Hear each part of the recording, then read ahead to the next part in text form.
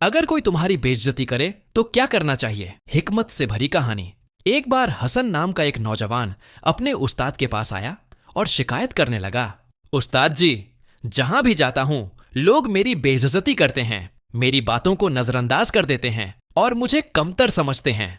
मैं उनसे बदला लेना चाहता हूं, लेकिन क्या करूं? उस्ताद मुस्कुराए और बोले, बेटा, मैं तुम्हारे सवाल का जवाब जरूर दूंगा, लेकिन पहले मेरा एक काम करो। हसन ने कहा, जी उस्ताद, बताइए क्या करना है? उस्ताद ने अपनी उंगली से एक अंगूठी निकाली और कहा, इसे बाजार ले जाओ और इसे एक सोने के सिक्के में बेचकर आओ, लेकिन ध्यान रहे इससे कम कीमत पर मत बेचना। हसन बाजार गया और अलग अलग दुकानदारों से बात की, लेकिन किसी ने भी उस अंगूठी के बदले एक सोने का सिक्का देने से इनकार कर दिया। सबका कहना था कि ये अंगूठी ज्यादा कीमती नहीं है। वह मायूस होकर वापस आ गया। उस्ताद ने मुस्कुराते हुए कहा, अब इस अंगूठी को एक सुनार के पास ले जाओ और इसकी असली कीमत पूछो, लेकिन इसे बेचना मत।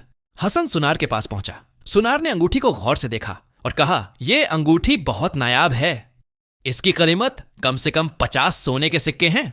यह सुनकर हसन हैरान रह गया और भागता हुआ उस्ताद के पास पहुंचा। उस्ताद ने मुस्कुराकर कहा, बेटा, जब तुम उन लोगों के पास गए जो इसकी कीमत नहीं जानते थे तो उन्होंने इसे मामूली समझा, लेकिन जब तुम एक जानकार इंसान के पास गए तो इसकी असली कीमत पता चली।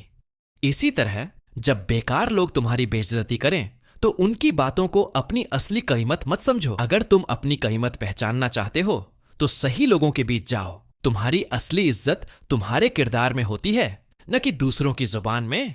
हसन की आंखों में चमक आ गई। अब उसे समझ आ गया था कि असली इज्जत दूसरों की राय से नहीं बल्कि खुद को पहचानने से मिलती है। अगर कोई तुम्हारी बेइज्जती करे तो मायूस मत हो, खुद की असली कीमत पहचानो और उन लोगों की परवाह मत करो जो तुम्हारी कद्र करना नहीं जानते।